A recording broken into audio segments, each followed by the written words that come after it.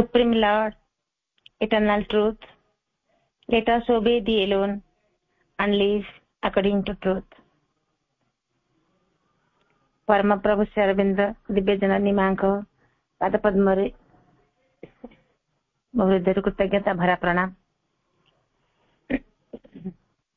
पाठचक्र मुख्य संयोजक पूज्य वीर भाई लोना आपा एवं शकुंतला आपा, अंजना आपा, आम मातृ परिवार समस्त आपा भाई को प्रणाम। वंदे मातरम।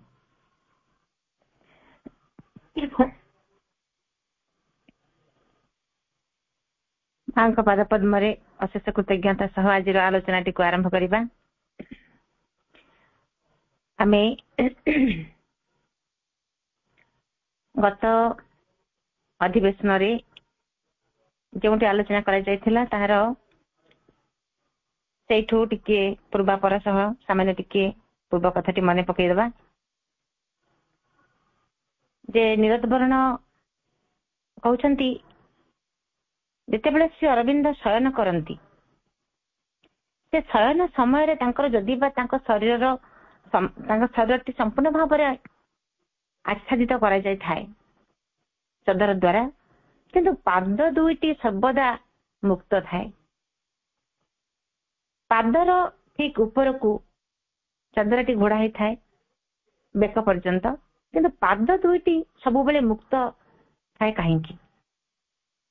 एवं एक आम जानू जे मुंड मुंड अपेक्षा पादटी खोला रहिले शोवा समय आम तो केवे मुहटी को संपूर्ण भाव ढांकी शोवा नहीं, किंतु पाद दुईटी को जेहेतु पाद दुईटी अधिक ठंडा लगे खोला रहिले पाद दुईटी को निश्चित भाव में आम शोला बेले घोड़े ही शो, किंतु व्यतिक्रम केमिति से अरविंद पाखे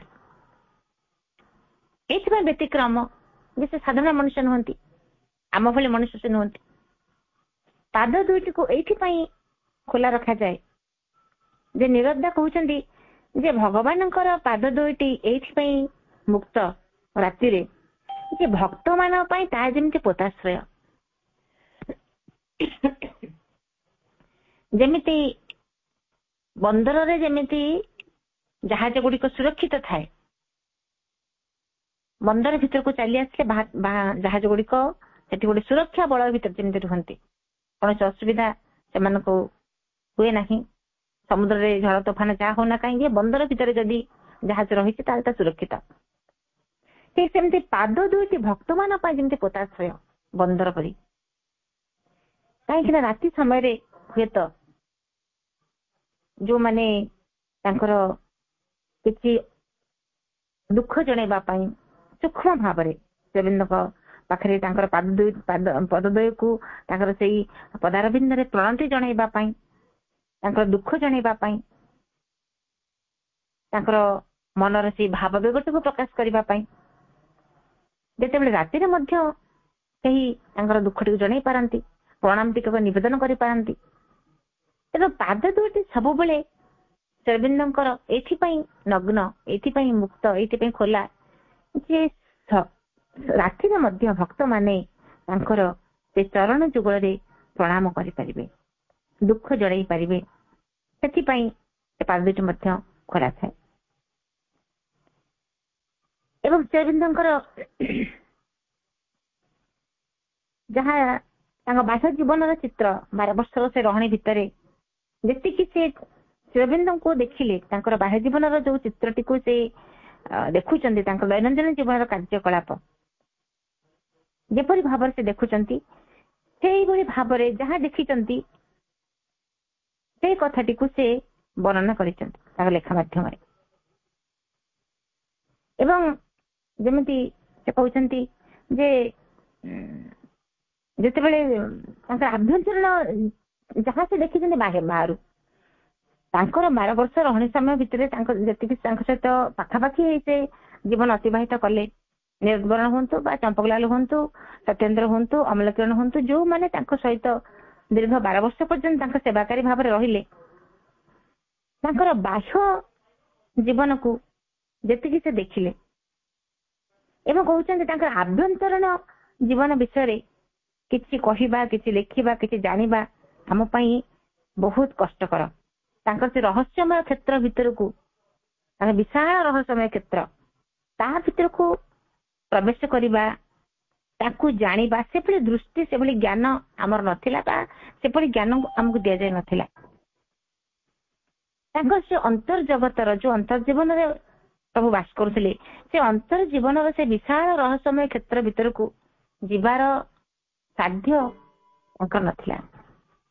ଏବଂ ସେ କହୁଛନ୍ତି ଯେମିତି ଅର୍ଜୁନ, ସେ କହୁଛନ୍ତି ଅର୍ଜୁନଙ୍କ ପରି ଅର୍ଜୁନଙ୍କୁ ବିଶ୍ୱରୂପ ଦର୍ଶନ ଦେଲେ ଶ୍ରୀ ଅରବିନ୍ଦ, ଶ୍ରୀକୃଷ୍ଣ ଅର୍ଜୁନଙ୍କୁ ବିଶ୍ୱରୂପର ଯୋଉ ଦର୍ଶନ ଶ୍ରୀକୃଷ୍ଣ ଦେଇଥିଲେ। କାହିଁକି ଦେଇଥିଲେ ନା ସେ ସେତିକି ଅର୍ଜୁନ ସେତିକି ଯୋଗ୍ୟ ଥିଲେ, ଏକ ଯୋଗ୍ୟ ଯନ୍ତ୍ର ଥିଲେ।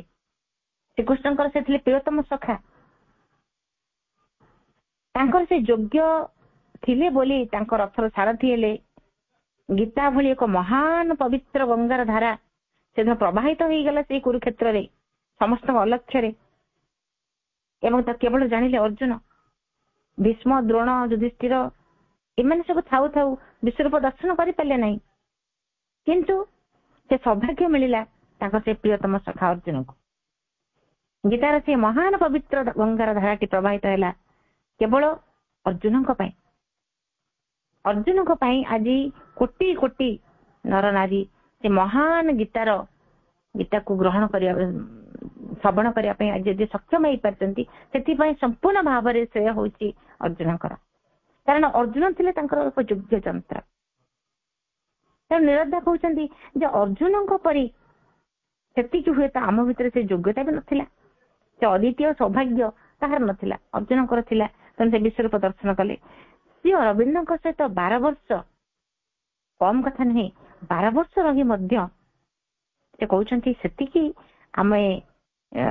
ଆମର ଦୃଷ୍ଟି ଶକ୍ତି ସେତିକି ଖୋଲି ନଥିଲା, ଆମର ଜ୍ଞାନ ସେତିକି ପରିପକ୍ୱ ହେଇନଥିଲା, ଆମକୁ ସେଇଭଳି ଭାବରେ ଗୋଟେ ସେ ରହସ୍ୟମୟ କ୍ଷେତ୍ର ଭିତରକୁ ଯିବା ପାଇଁ ଆମର ସଂକଳ୍ପଟିଏ ମଧ୍ୟ ନଥିଲା, ଯାହାଦ୍ୱାରା ଆମେ କେବଳ ତାଙ୍କୁ ବାହ୍ୟ ଭାବରେ ଯେତିକି ଦେଖିଲୁ, ଟିକେ ଟିକେ ଜାଣିଲୁ, କିନ୍ତୁ ତାଙ୍କ ସେ ଅନ୍ତର ଜଗତକୁ ଆମେ ପ୍ରବେଶ କରିପାରିଲୁ ନାହିଁ। ପୁଣି ଯେତେବେଳେ କୌଣସି ସମୟରେ ଯେତେବେଳେ ଶ୍ରୀ ଅରବିନ୍ଦ ଯୋଉ ଚେତନା ଭିତରେ ବାସ କରୁଥିଲେ, ତେଣୁ ତାଙ୍କର ଦୈନନ୍ଦିନ ଜୀବନ ଭିତରେ କେତେବେଳେ କେମିତି ଟିକିଏ ଟିକିଏ ସେଇ ଦେବୋପମ ଭଙ୍ଗୀ ତାଙ୍କର ଦୃଷ୍ଟିଗୋଚର ହଉଥିଲା, କେତେବେଳେ କେମିତି ଟିକେ ଧରା ପଡି ଯାଉଥିଲା ଯେ ସାଧାରଣ ମଣିଷ ଠାରୁ କେତେ ଅଲଗା।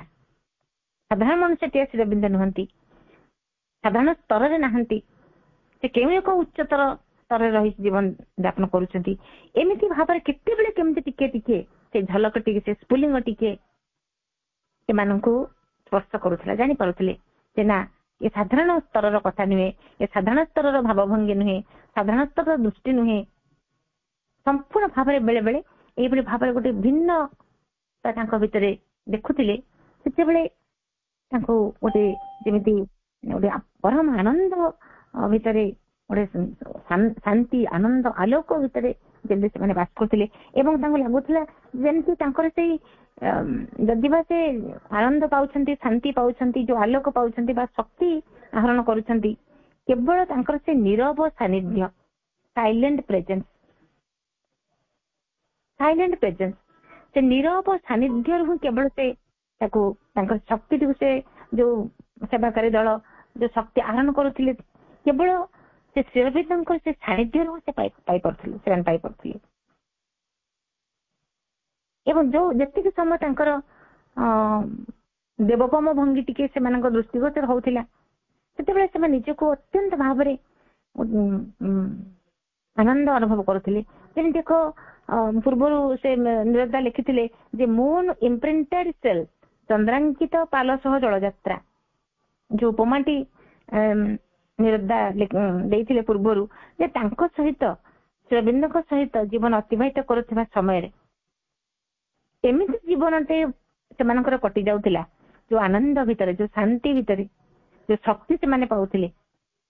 ଗୋଟେ ଚନ୍ଦ୍ରାଙ୍କିତ ପାଲ ସହ ଜଳଯାତ୍ରା, ଯେମିତି ସେ ଉପମା ଦେଇକରି କହୁଛନ୍ତି, ଗୋଟେ ନୀରବ ରାତି, ଆକାଶରେ ପୁନେଇ ଜହ୍ନ, ସେଇ ଜ୍ୟୋତ୍ସ୍ନା ବିଧୌତ ରଜନୀ, ନୀରବ ଶାନ୍ତ ଆକାଶରେ ପୁନେଇ ଜହ୍ନ, ଅଗଣିତ ତାରା ଫୁଲ ଏବଂ ତଳେ ଶାନ୍ତ ଜଳରାଶିରେ ଯେତେବେଳେ ତାଙ୍କର ଡଙ୍ଗାଟି ଭାସି ଭାସି ଯାଉଥିବ, ସେଇ ଜ୍ୟୋତ୍ସ୍ନା ବିଧୌତ ରଜନୀରେ ସେ ସୁନ୍ଦର ପରିବେଶ ଭିତରେ ଜଣେ କଣ ଅନୁଭବ କରିବ?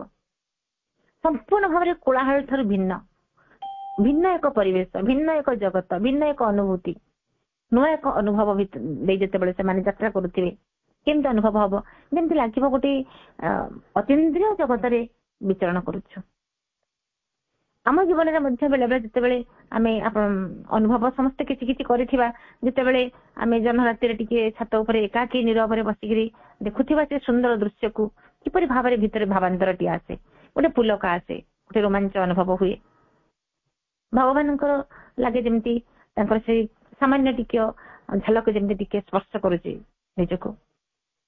ତେଣୁ ଯଦି ଆମେ କୋଳାହଳ ଭିତରେ ନୀରବ ନିସ୍ତବ୍ଧ ରାତିରେ ଏ କଥାରେ ଅନୁଭବ କରିପାରୁଛେ, ତେଣୁ ସେ ଜ୍ୟୋତ୍ସ୍ନା ବିଧୌତ ରଜନୀରେ ନୀରବତା ଭିତରେ ସେଇ ଡଙ୍ଗାଟି ଯେତେବେଳେ ଭାସି ଭାସି ଯାଉଥିବ ସେ ନୀଳ ଜଳରାଶି ଉପରେ କିପରି ଅନୁଭବ ଆସିଥିବ?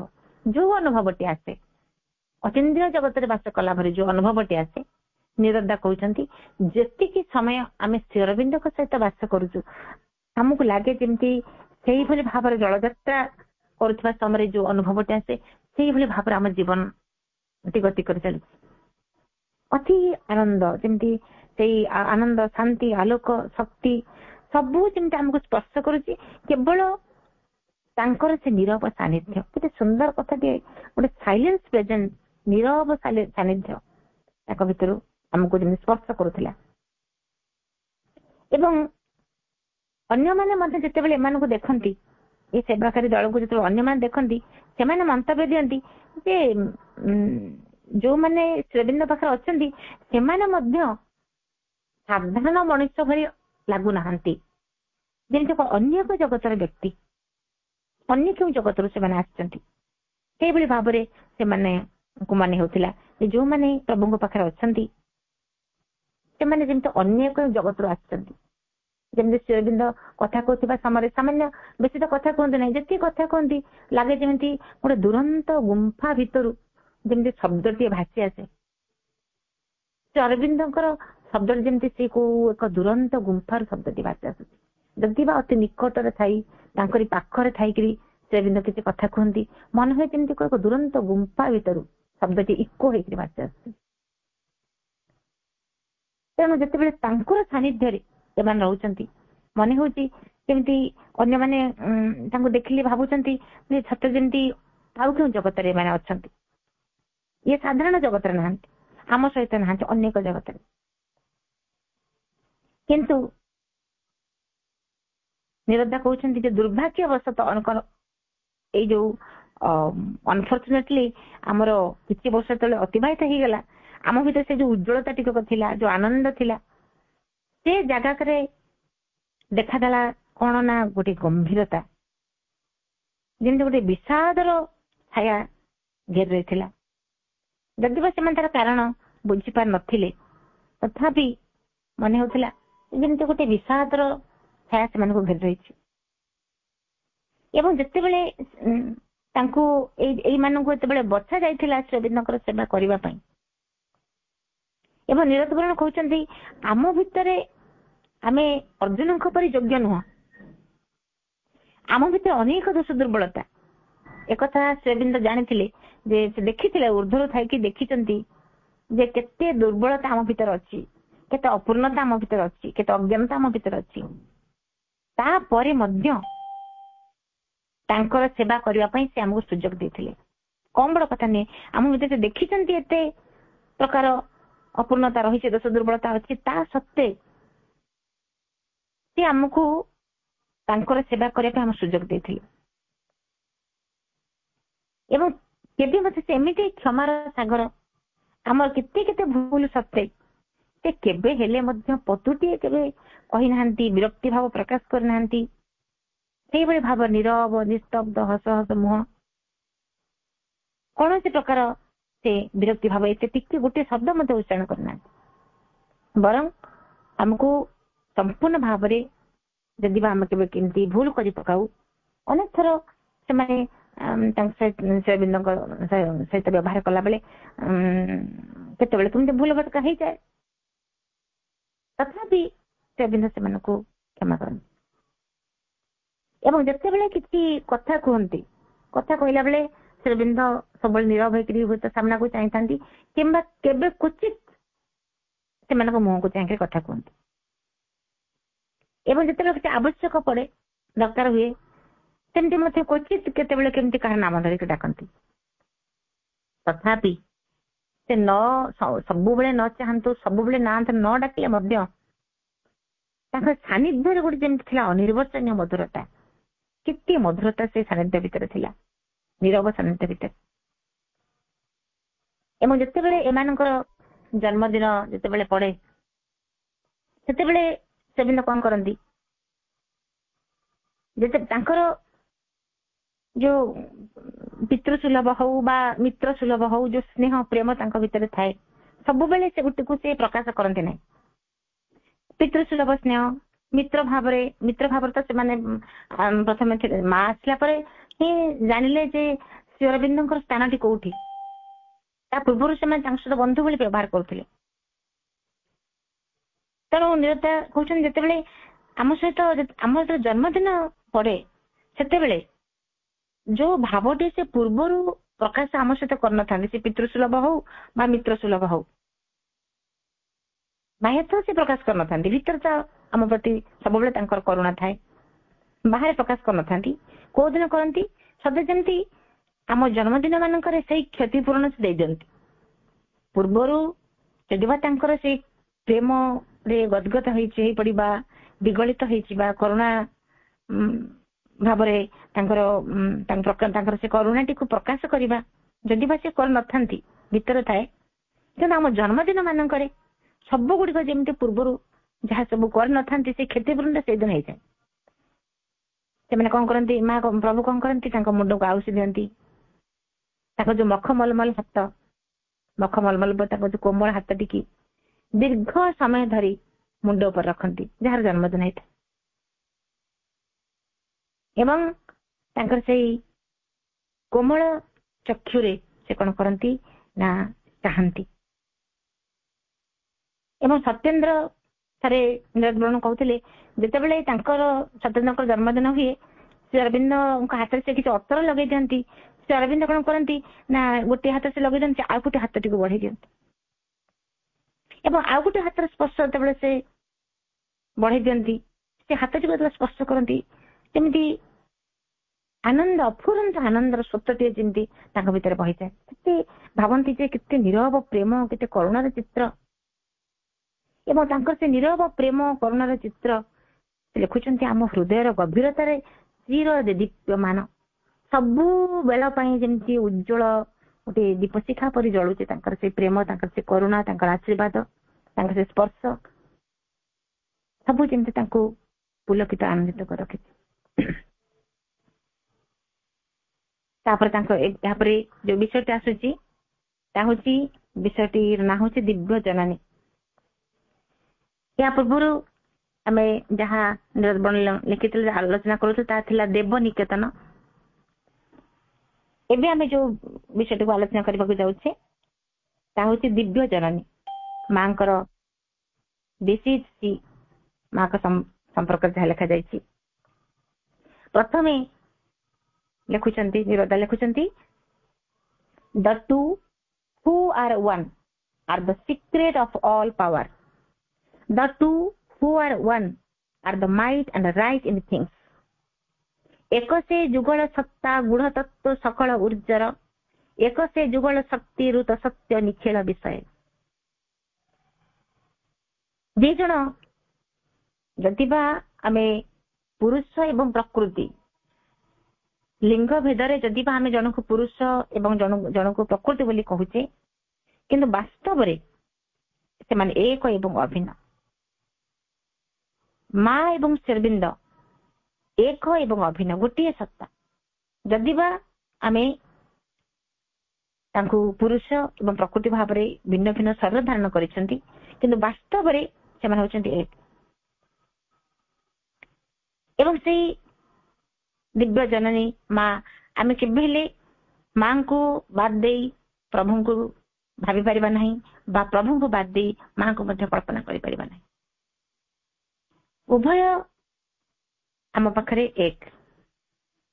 ଏବଂ ଶ୍ରୀବିନ୍ଦ ମଧ୍ୟ ଥରେ କହିଥିଲେ, ଯଦି କେହି ମୋତେ ଡାକେ ତାହେଲେ ମୋତେ ଆଂଶିକ ଭାବରେ ପାଇବ, କିନ୍ତୁ ମାଙ୍କୁ ଡାକିଲେ ସମ୍ପୂର୍ଣ୍ଣ ଭାବରେ ମୋତେ ପାଇବ। ତାର କେତେ ମାଙ୍କୁ କେତେ ଉର୍ଦ୍ଧ୍ୱରେ ରଖିଛନ୍ତି ଶ୍ରୀବିନ୍ଦ। ମାଙ୍କୁ କେତେ ତାଙ୍କର ମାଙ୍କ ପ୍ରତି ଯୋଉ ଭାବଟି ରହିଛି କେତେ ଉର୍ଦ୍ଧ୍ୱରେ ସେ ରଖିଛନ୍ତି ମାଙ୍କୁ, କେତେ ଉଚ୍ଚରେ ରଖିଛନ୍ତି ମାଙ୍କୁ।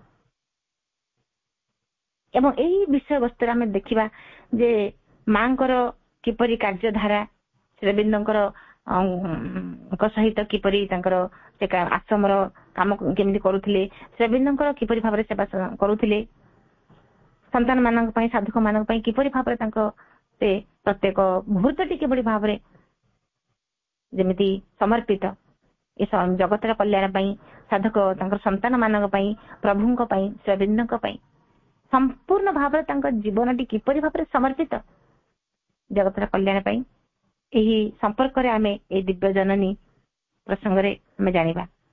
ଏବଂ ଏହି ଅଧ୍ୟାୟରେ ନିରଦା ଲେଖୁଛନ୍ତି, ମାଇ propose in this chapter is not write about the mother's life, for her life, like Sri Aurobindo's, has not been on the surface, and their outer life reflects in a very small measure what they are in their transcendental vastness.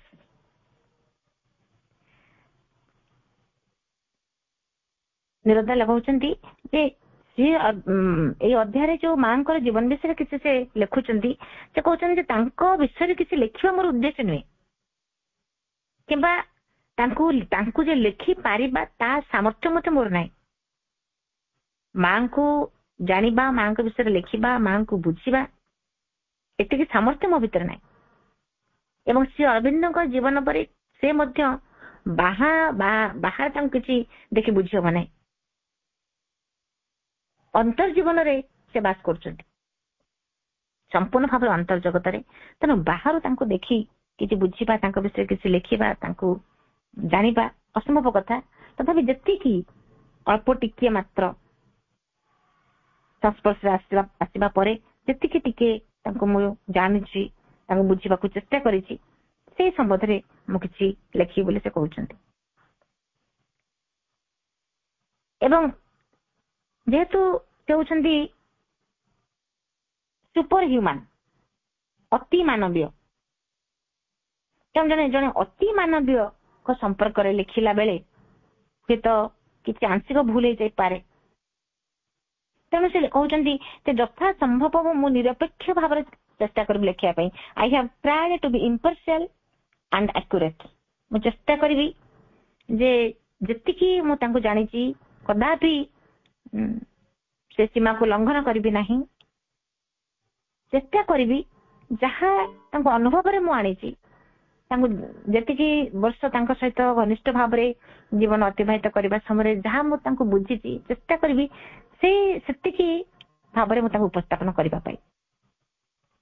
ଏବଂ ଶ୍ରୀ ଅରବିନ୍ଦଙ୍କର ମଧ୍ୟ ଯେତେବେଳେ ଜୀବନ ଲେଖିବା ପାଇଁ ଜଣେ ଡିସାଇପଲ, ଜଣେ ଶିଷ୍ୟ କହିଥିଲେ ଯେ ମୁଁ ଶ୍ରୀଅରବିନ୍ଦ କହିଥିଲେ ଯେ ମୁଁ ଆପଣଙ୍କ ବିଷୟରେ କିଛି ଲେଖିବାକୁ ଚାହେଁ, ସେତେବେଳେ ଶ୍ରୀଅରବିନ୍ଦ କଣ କହିଲେ, no one can write about my life because it has not been on the surface for man to see. ବାହାରେ ଦେଖିଲା ଭଳି ଏମିତି କିଛି ନାହିଁ ଯେ ତୁମେ ମତେ ନେଇ କିଛି ଲେଖିପାରିବ। ବାସ୍ତବ କଥା, ସେ ତ ହରିଜେଣ୍ଟାଲି ହୁଅନ୍ତୁ ବା ଭର୍ଟିକାଲି ହୁଅନ୍ତୁ, ଏତେ ଗଭୀରତାକୁ ବ୍ୟାପ୍ତ, ଏତେ ଗଭୀରକୁ ସ୍ପର୍ଶ କରିଛନ୍ତି, ଏତେ ଭାବରେ ଭୁଲମ୍ବ ଭାବରେ ହଉ ବା ଚାରିଆଡକୁ ସେ ବିକ୍ଷିପ୍ତ ହେଇକି ରହିଛନ୍ତି। ଗଭୀରତା ଯେତିକି ଉପରେ ସେତିକି, ଚାରିଆଡକୁ ସେତିକି। ତାଙ୍କୁ କିଏ ସେ ଜାଣିପାରିବ, କିଏ ବୁଝିପାରିବ, ତାଙ୍କୁ ଲେଖିବ। ଅନ୍ତର୍ଜଗତରେ ସେ ଯୋଉଭଳି ଭାବରେ ବାସ କରୁଛନ୍ତି ତାଙ୍କୁ ବୁଝିବା କଷ୍ଟକର। ତେଣୁ ସେ କହିଥିଲେ ଯେ ଏମିତି କିଛି ନାହିଁ ଯାହା ମତେ ତୁମେ ବାହାରୁ ଦେଖିକି ମୋ ବିଷୟରେ ଲେଖିପାରିବ। A yogi's real life is his inner life. In fact, that is his only real life. ଜଣେ ଯୋଗୀର ଇନର ଲାଇଫ ଟା ହଉଛି ତାର ବାସ୍ତବ ଜୀବନ। ସେ ଭିତରେ କଣ ବାସ କରୁଛି, ଅନ୍ତର୍ଜଗତରେ ସେ ଯାହା, ସେଇଟା ହିଁ ତାର ରିଅଲ ଜୀବନ। ବାହାରେ ଯାହା ଦେଖୁଛୁ ଆମେ, ସେଇଟା ତାର ରିଅଲ ଜୀବନ ନୁହେଁ। ତେଣୁ ତଥାପି ନିରଦା କହୁଛନ୍ତି ଯଥା ସମ୍ଭବ ମୁଁ ଇମ୍ପାର୍ସିଆଲ ହେବାକୁ ଚେଷ୍ଟା କରିବି, ଆକୁରେଟ କଥା ଲେଖିବା ପାଇଁ ଚେଷ୍ଟା କରିବି ଯେତିକି ମୁଁ ତାଙ୍କ ଅନୁଭବରେ ବଞ୍ଚିଛି। ଏବଂ ପୂର୍ବବର୍ତ୍ତୀ ଅଧ୍ୟାୟରେ ଯୋଉ ଶ୍ରୀଅରବିନ୍ଦଙ୍କ ସହିତ ତାଙ୍କ ବାହ୍ୟ ଜୀବନର ଭୂମିକା ବିଷୟରେ ଯାହା ନିରଦା ଲେଖିଥିଲେ,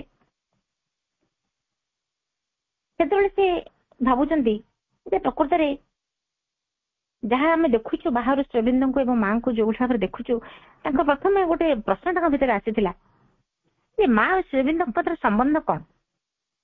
ଅନେକ ପ୍ରକାର କଳ୍ପନା ଜଳ୍ପନା ତାଙ୍କ ଭିତରେ ସୃଷ୍ଟି ହେଇଥିଲା ଏବଂ ସେ ଭାବୁଛନ୍ତି ଏଇଭଳି ପ୍ରଶ୍ନ ମତେ ଅନେକଙ୍କର, ମା ଏବଂ ଶ୍ରୀଅରବିନ୍ଦଙ୍କର ଭିତରେ କଣ ସମ୍ପର୍କ କଣ? Was it one of Purusha and Prakriti, master and disciple, or Shiva and Shakti? କି ସମ୍ପର୍କ ହେଇପାରେ? ପୁରୁଷ ପ୍ରକୃତି ସମ୍ପର୍କ, ନା ଗୁରୁ ଶିଷ୍ୟଙ୍କର ସମ୍ପର୍କ, ନା ଶିବ ଶକ୍ତିଙ୍କର ସମ୍ବନ୍ଧ, କି ସମ୍ପର୍କ ହେଇପାରେ? ତେଣୁ ସେ ପ୍ରଥମରୁ ନିଜକୁ ବିଶ୍ଳେଷଣ କଲେ, ଦେଖିକରି ଅନୁଭବ କରିବାକୁ ଚେଷ୍ଟା କଲେ ଯେ କି ସମ୍ପର୍କ ହେଇପାରେ। ଏତେ ଉଚ୍ଚତର ଚେତନାରେ ରହିଛନ୍ତି, ତାଙ୍କୁ ବିଶ୍ଳେଷଣ କରିବା ସହଜ କଥା ନୁହେଁ, ତଥାପି ଚେଷ୍ଟା କଲେ ଜାଣିବା ପାଇଁ କଣ ସମ୍ପର୍କ ହେଇପାରେ। ଏବଂ ସେ କହୁଛନ୍ତି I came to the conclusion that it was that of Shiva and Shakti। ସେ ଜାଣିଲେ ଯେ ଏଇ ଯୋଉ ସମ୍ପର୍କ ସେ ଦେଖୁଛନ୍ତି ଇଏ ହଉଛି ଶିବ ଏବଂ ଶକ୍ତିଙ୍କର ସମ୍ପର୍କ। ଶିବ ବିନା ଶକ୍ତି ନାହାନ୍ତି, ଶକ୍ତି ବିନା ଶିବ ମଧ୍ୟ ନାହାନ୍ତି। ଏବଂ ମା ମଧ୍ୟ କହିଛନ୍ତି without him I exist not, without me he is unmanifest। ତାଙ୍କ ବ୍ୟତୀତ ମୋର ଅସ୍ତିତ୍ୱ ନାହିଁ, ମୋ ବ୍ୟତୀତ ତାଙ୍କର ଅଭିବ୍ୟକ୍ତି ମଧ୍ୟ ନାହିଁ।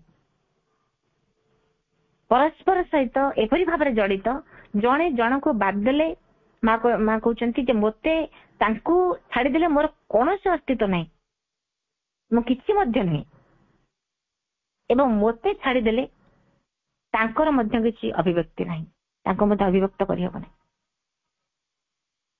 ତେଣୁ ସୂର୍ଯ୍ୟ ଏବଂ ଆଲୋକ, ଆମେ ସୂର୍ଯ୍ୟଙ୍କ ଠାରୁ ଆଲୋକକୁ ଅଲଗା କରିପାରିବା କି? ଅଲଗା କରି ଦେଖି ହବ କି? ବାସ୍ନା ଠାରୁ ଫୁଲକୁ ଅଲଗା କରି ହବ କି? କାୟା ଠାରୁ ଛାୟାକୁ ଅଲଗା କରି ହବ କି? ହବ ନାହିଁ। ଯେମିତି ଜଣକ ବିନା ସୂର୍ଯ୍ୟ ଏବଂ ଆଲୋକ, ଫୁଲ ଏବଂ ବାସ୍ନା, କାୟା ଏବଂ ଛାୟା ଏମାନେ ପରସ୍ପର ସହିତ ଜଣକୁ ଛାଡିଦେଲେ ଅନ୍ୟ ଜଣକୁ କଳ୍ପନା କରାଯାଇ ପାରିବ ନାହିଁ, ଠିକ ସେମିତି ଶିବ ଏବଂ ଶକ୍ତି। ସେଥିପାଇଁ ମା କହୁଛନ୍ତି without him I exist not, without me he is unmanifest। ପୁଣି ମା କହୁଛନ୍ତି ଯେ he wills I execute। ସେ ସଂକଳ୍ପ କରନ୍ତି, ସେ ସଂକଳ୍ପକୁ ମୁଁ କାର୍ଯ୍ୟରେ ପରିଣତ କରୁଛି। ଏବଂ ସେ ଜାଣିଲେ, ନିରଦା ଜାଣିଲେ ଏଇ ଯୋଉ ବିରାଟ ସାଧନା, ଶ୍ରୀଅରବିନ୍ଦଙ୍କର ଯୋଉ ବିରାଟ ସାଧନା, ତାଙ୍କର ଯୋଉ ସିଦ୍ଧି, ମାଙ୍କ ବିନା ଏସବୁ ସମ୍ଭବ ହେଇପାରିନଥାନ୍ତା, ବାସ୍ତବ ରୂପ ଧାରଣ କରିପାରିନଥାନ୍ତା। ଏଇ ଯୋଉ ମାନବୀୟ ଲୀଳା ମାଙ୍କର, ପ୍ରଭୁଙ୍କର ଆଧ୍ୟାତ୍ମିକ ଇତିହାସରେ କ୍ୱଚିତ ଦେଖିବାକୁ ମିଳେ, କ୍ୱଚିତ। ତେଣୁ ମା ଶ୍ରୀଅରବିନ୍ଦ ମଧ୍ୟ ମାଙ୍କୁ ଯେତେବେଳେ ଆଶ୍ରମରେ ଆରମ୍ଭ ହେଲା, ଆଶ୍ରମ ଆରମ୍ଭ ହେଲା, କିଛି ଡିସାଇପୁଲକୁ ନେଇକି ଆଶ୍ରମଟି ତିଆରି ହେଲା, ସେତେବେଳେ ଠାରୁ ମା ଅପେକ୍ଷା କରିଛନ୍ତି, ଶ୍ରୀଅରବିନ୍ଦ ଅପେକ୍ଷା କରିଛନ୍ତି ମାଙ୍କର ଆଗମନକୁ, କି କୋଉଦିନ ମା ଆସିବେ। ଏବଂ ଶ୍ରୀଅରବିନ୍ଦ ମଧ୍ୟ ନିଜେ କହିଛନ୍ତି ଯେ ମାଙ୍କର ସହାୟତାରେ ହିଁ ସେ 10 ବର୍ଷର ସାଧନାକୁ ଗୋଟିଏ ବର୍ଷର ଅତିକ୍ରମ କରିଥିଲେ, କେବଳ ମାଙ୍କର ସହାୟତା। ତ ମାତୃଶକ୍ତି କେତେ ଆବଶ୍ୟକ। ଏବଂ ତାଙ୍କର ଆସିବା ପରେ ଆଶ୍ରମର ସଂଗଠନ ଯେତେବେଳେ ନିରଦା କହୁଛନ୍ତି, ଯେତେବେଳେ ଆମେ ଦେଖୁଛୁ ଆଶ୍ରମର ସଂଗଠନ କିପରି ଭାବରେ ସୁଚାରୁ ରୂପରେ ଆସ୍ତେ ଆସ୍ତେ ଧୀରେ ଧୀରେ କେମିତି ଗୋଟେ ଅଗ୍ରଗତି ପଥରେ କେମିତି ଆଗେଇ ଗଲା, କେବଳ ମାଙ୍କ ଯୋଗୁଁ। ସେଥିପାଇଁ ମା ଲେଖିଲେ he wills I execute, ତାଙ୍କର ସଂକଳ୍ପକୁ ମୁଁ କାର୍ଯ୍ୟରେ ପରିଣତ କରୁଛି। ଏବଂ ଶ୍ରୀ ଅରବିନ୍ଦ ମଧ୍ୟ ଲେଖିଥିଲେ, ନିରଦମଣ ବାବୁ ଲେଖିଥିଲେ, ଥରେ ଗୋଟେ ଚିଠି ଲେଖିଥିଲେ ଯେ the mother's pressure for change is always strong. ପରିବର୍ତ୍ତନ ନିମିତ୍ତ ମାଙ୍କର ଚାପ ଖୁବ ଦୃଢ। ଏଇ କଥାଟି ନିରୋଧାଙ୍କ ପାଖକୁ ଶ୍ରୀ ଅରବିନ୍ଦ ଲେଖିଥିଲେ ଚିଠିରେ। ଲେଖିବାର କାରଣ ଯେ ଗୋଟେ ସନ୍ତାନର ଅଗ୍ରଗତି ପାଇଁ ମାର ସ୍ନେହ, ମାର ରାଗ, ମାର ଚାପ, ମାର ଶାସନ, ମାର ମମତା, ଏସବୁ ଗୁଡିକ କେତେ, ତାର ତ୍ୟାଗ, ମାର ତ୍ୟାଗ କେତେ ଅପରିହାର୍ଯ୍ୟ। ଜଣେ ସନ୍ତାନର ଅଗ୍ରଗତି ପାଇଁ, ତାର ଯେକୌଣସି ଅଗ୍ରଗତି ହଉ, ଆମ ମାନୁଷୀ ମାଟିଏ ମଧ୍ୟ ସନ୍ତାନର ଅଗ୍ରଗତି ପାଇଁ ଗୋଟେ ମାର କେତେ ପ୍ରକାର ଭୂମିକା ରହିଛି। It is indispensable for the child. ମାଟିର ତ୍ୟାଗ, ମାର ଶାସନ, ମାର ସ୍ନେହ, ମାର ରାଗ, ଏସବୁ ଅପରିହାର୍ଯ୍ୟ। ତେଣୁ ଶ୍ରୀ ଅରବିନ୍ଦ କହୁଛନ୍ତି ଯେ ପରିବର୍ତ୍ତନ ନିମିତ୍ତ ସେ ସନ୍ତାନ ମାନଙ୍କର ପରିବର୍ତ୍ତନ ପାଇଁ, ସାଧକ ମାନଙ୍କର ପରିବର୍ତ୍ତନ ପାଇଁ ମାଙ୍କର ଚାପଟି ଭାରି ଦୃଢ। କାହିଁକି ନା ମାତୃ ଶକ୍ତି ବିନା କିଛି ମଧ୍ୟ ଅଗ୍ରଗତି ହେଲେ ମଧ୍ୟ ଏତେଟି ଆଶାନୁରୂପ ସଫଳତା ପାଇପାରିବ ନାହିଁ ଯଦି ମାତୃଶକ୍ତିରେ କାର୍ଯ୍ୟ ନ କରେ। ଯେମିତି ଶ୍ରୀ ଅରବିନ୍ଦ କଣ କଲେ, ଦୁର୍ଗାଙ୍କୁ ପ୍ରାର୍ଥନା କଲେ। ଯେତେବେଳେ ଭାରତ ବର୍ଷ ପରାଧୀନତାର ଶୃଙ୍ଖଳରେ ବନ୍ଦୀ, ସେତେବେଳେ ମା ଶ୍ରୀ ଅରବିନ୍ଦ କଣ କରିଥିଲେ, ଦୁର୍ଗାଙ୍କୁ ପ୍ରାର୍ଥନା କରିଥିଲେ ଶକ୍ତି ପାଇଁ। ଦୁର୍ଗା ସ୍ତୋତ୍ର ଲେଖିଲେ, ସେତେବେଳେ ମାଙ୍କୁ ଆବାହନ କରିଥିଲେ।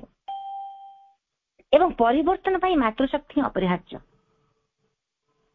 ସେଥିପାଇଁ ନିରୋଧା କହୁଛନ୍ତି ଯେ ଆଶ୍ରମର ଯୋଉ ପ୍ରକାର ପରିବର୍ତ୍ତନଟି ପରେ ଘଟିଲା, ସବୁ ଦିଗରୁ ଅଗ୍ରଗତି ଘଟିଲା, ସବୁ ଦିଗରୁ, ଆଧ୍ୟାତ୍ମିକ ଦିଗରୁ, ଭୌତିକ ଦିଗରୁ, ପ୍ରତ୍ୟେକ ଦିଗରୁ ଯୋଉ ଅଗ୍ରଗତି ଘଟିଲା କେବଳ ମାଙ୍କର ଆଗମନ ପରେ।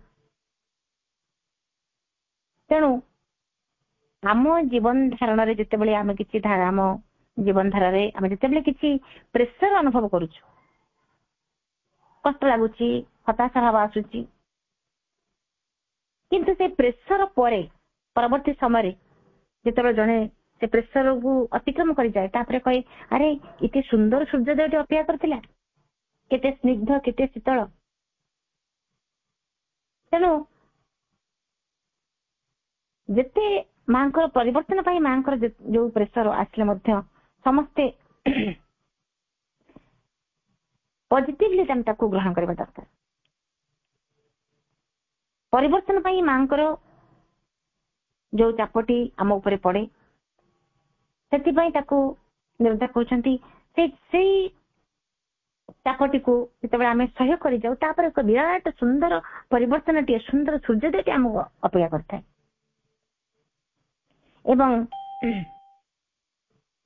ଯେତେବେଳେ ଶ୍ରୀ ଅରବିନ୍ଦ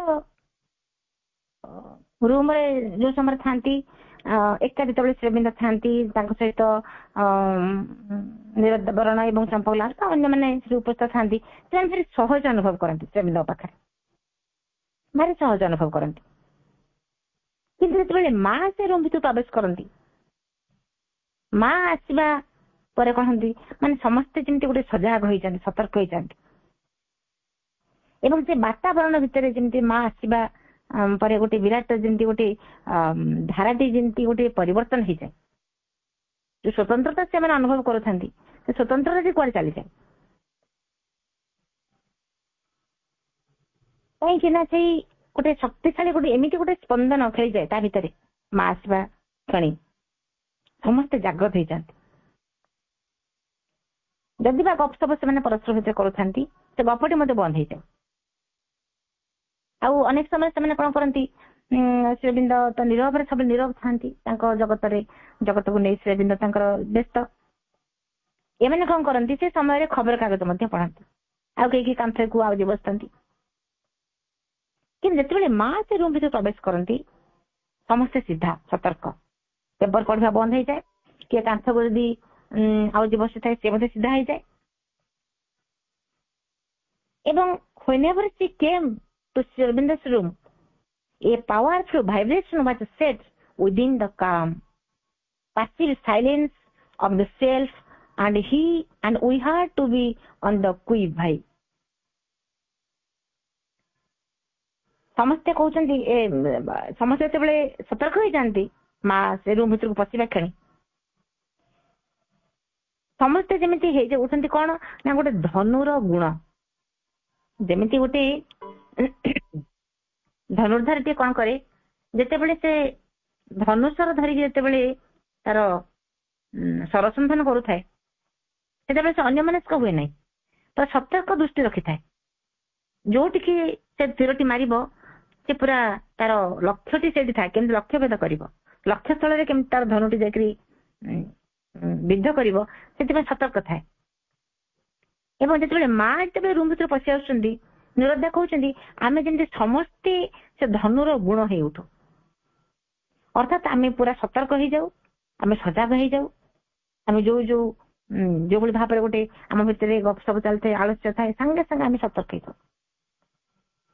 ଏବଂ ସାନ୍ଧ୍ୟ କଥୋପକଥନ ସମୟରେ ଯଦି ଶ୍ରୀଅରବିନ୍ଦ ଜାଣିପାରନ୍ତି ଯେ ମା ଆସୁଛନ୍ତି, ସାଙ୍ଗେ ସାଙ୍ଗେ ସେ ମଧ୍ୟ ସତର୍କ କରିଦିଅନ୍ତି। ସେ କହନ୍ତି ଯେ ମଦର ଇଜ କମିଂ, ଧୀର ସ୍ୱରରେ କହନ୍ତି, ପୁରା ଧୀରେ ଧୀରେ କିନା କହିବେ ମଦର ଇଜ କମିଂ, ତାପରେ ସମସ୍ତେ ରହିଯାନ୍ତି। କିମ୍ବା ଯଦି ମା ବି ଆସି ଦେଖନ୍ତି ଯେ ମାନେ ମତେ ଦେଖିକିରି କଥାବାର୍ତ୍ତା ବନ୍ଦ କରିଦଉଛନ୍ତି, ସେ ମଧ୍ୟ ସ୍ମିତ ହାସ୍ୟ କରିକିରି ଟିକେ ସେମାନଙ୍କୁ ଚାହିଁକିରି ସ୍ମିତ ହାସ୍ୟ କରି କଣ କହନ୍ତି, ଗୋ ଅନ୍, କଥାବାର୍ତ୍ତା କର, ବନ୍ଦ କର ନାହିଁ। ଏବଂ ଯଦି ବା ମା ରୁମ୍ ଭିତରକୁ ପ୍ରବେଶ କରିବା ମାତ୍ରେ ଯଦି ବା ସମସ୍ତେ ସତର୍କ ହେଇଯାଉଛନ୍ତି, ତଥାପି ଯେ ସେ ଜଣେ କଡା ସ୍କୁଲ ଶିକ୍ଷୟିତ୍ରୀ ଏକଥା ନୁହେଁ। ଯେମିତି କଡା ଜଣେ ସ୍କୁଲ ଶିକ୍ଷୟିତ୍ରୀ ବାଡି ଖଣ୍ଡେ ଧରି, ତା ହାତରେ ବାଡି ଖଣ୍ଡେ ଧରି ଯୋଉଭଳି ଭାବରେ ଶାସନ କରୁଥାଏ ତାର ସେଇ ଛାତ୍ରଛାତ୍ରୀ ମାନଙ୍କୁ, ନିରୋଧା କହୁଛନ୍ତି ସେଭଳି କଡା ଶିକ୍ଷୟିତ୍ରୀ ମା ଆମ ପାଇଁ ନଥିଲେ। ବରଂ ଆମେ କାହିଁକି ସଜାଗ ହେଇଯାଉ, କାହିଁକି ସତର୍କ ହେଇଯାଉ, କେବଳ ଏଇଥିପାଇଁ ଆମେ ସତର୍କ ହେଇଯାଉ ଯେ ତାଙ୍କର ଯୋଉ ତାଙ୍କୁ ଗୋଟେ ଅତି ସମ୍ମାନର ସହିତ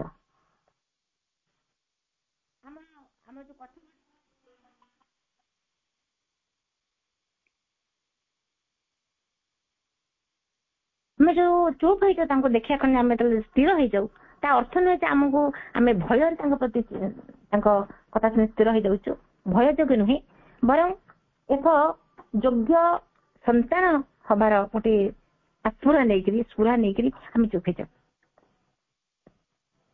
ଏବଂ ଯଦି ବା ସେମାନେ ଜାଣିଥିଲେ ଯେ ମା ହିଁ ଆଶ୍ରମର ସମସ୍ତ କାର୍ଯ୍ୟ କରୁଛନ୍ତି, ସମସ୍ତ ଆଶ୍ରମର ସମସ୍ତ କାର୍ଯ୍ୟଭାର ତାଙ୍କ ଉପରେ, ପରିଚାଳନା ତାଙ୍କ ଉପରେ, ସେ ସବୁ କାମ କରୁଛନ୍ତି, କିନ୍ତୁ ଏ କଥାଟିକୁ ସେମାନେ କେତେବେଳେ ଅନୁଭବ କଲେ ନା ଯେତେବେଳେ ତାଙ୍କର ଶ୍ରୀଅରବିନ୍ଦଙ୍କ ଯେତେବେଳେ ଦୁର୍ଘଟଣାଟି ଘଟିଲା ଏବଂ ଦୁର୍ଘଟଣା ପରେ ଯେତେବେଳେ ସେମାନେ ସମସ୍ତେ ଶ୍ରୀଅରବିନ୍ଦଙ୍କ ପାଖାପାଖି ରହିକି ତାଙ୍କ ସେବା ସାହାଯ୍ୟ କଲେ, ସେଇ ସମୟରେ ସେମାନେ ସତରେ ଦେଖିବାକୁ ପାଇଲେ ଯେ ଶ୍ରୀ ଅରବିନ୍ଦଙ୍କର ମାଙ୍କର କାର୍ଯ୍ୟଧାରା କିପରି ଭାବରେ ସେ କେତେ ସକ୍ରିୟ ଭାବରେ କାମ କରୁଛନ୍ତି, କେତେ ସମୟାନୁବର୍ତ୍ତିତା ତାଙ୍କ ଭିତରେ ରହିଛି ଏବଂ ତାଙ୍କ ଭିତରେ କିଏ ବହୁବିଧ କାର୍ଯ୍ୟ କରିବାର କେତେ ଗୋଟେ ପ୍ରେରଣା ତାଙ୍କ ଭିତରୁ ଅନ୍ୟମାନେ ପାଇପାରୁଛନ୍ତି।